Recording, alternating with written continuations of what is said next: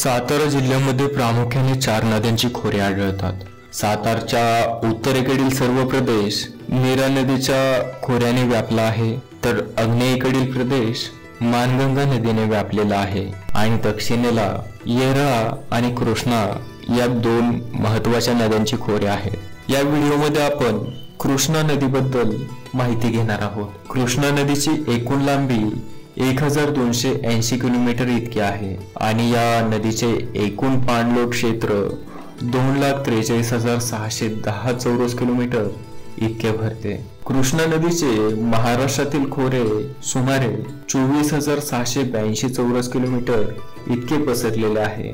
सातारा जिल्ह्यातील या नदीची एकूण लांबी सुमारे 176 किलोमीटर इतकी आहे। कृष्णा नदीच्या उगमस्थानाजवळ श्री क्षेत्र महाबळेश्वर हे महादेवाचे पुरातन मंदिर असून या मंदिरामध्ये एक लहानसा जलाशय आहे। या जलाशयामध्ये दगडी गोमुखाद्वारे या नदीचा उगम होतो। या ठिकाणी या नदीला कृष्णामाई म्हणून सर्व भाविक ओळखतात।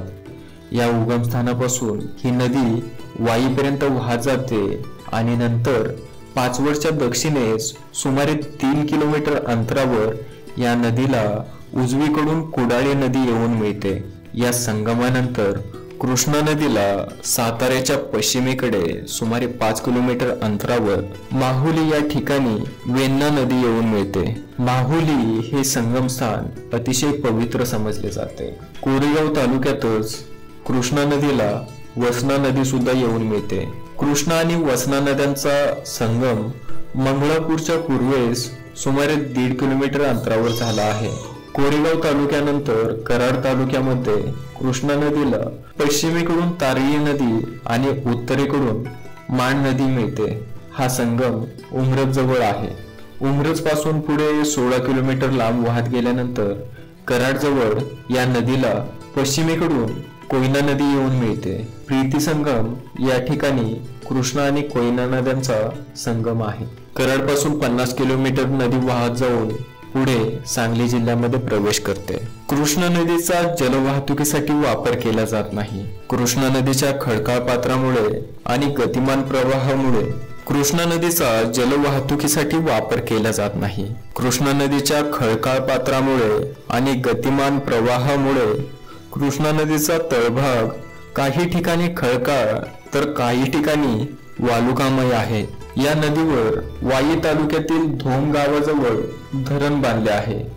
कराड तालुक्यामध्ये खोडशी गावाजवळ 86 किलोमीटर लांबीचा कृष्णा कालवा बांधण्यात आला आहे। या नदीवर कोल्हापूर पद्धतीचे बंधारे बांधले असून कृष्णा नदीमुळे संपूर्ण प्रदेशात शेतीसाठीच्या पाण्याचा प्रश्न सुटलेला आहे। जलसिंचन प्रकल्पांमुळे या भागामध्ये ऊसाचे उत्पादन मोठ्या प्रमाणामध्ये घेतले जाते। कृष्णाकाठी ज्वारी हे पीक सुद्धा मोठ्या प्रमाणावर घेतले जाते। कृष्णामाईच्या पाणी वाटपावरून महाराष्ट्र कर्नाटक राज्याचे संबंध काही चांगले नव्हते। मात्र अलीकडच्या काळात या दोन्ही राज्यांनी या प्रश्नाबाबत तोडगा काढला आहे। धन्यवाद। भेटूया अशाच नवनवीन माहितीसह पुढच्या भागामध्ये। तोपर्यंत पाहत राहा रिअल प्राईम व्हिडिओज।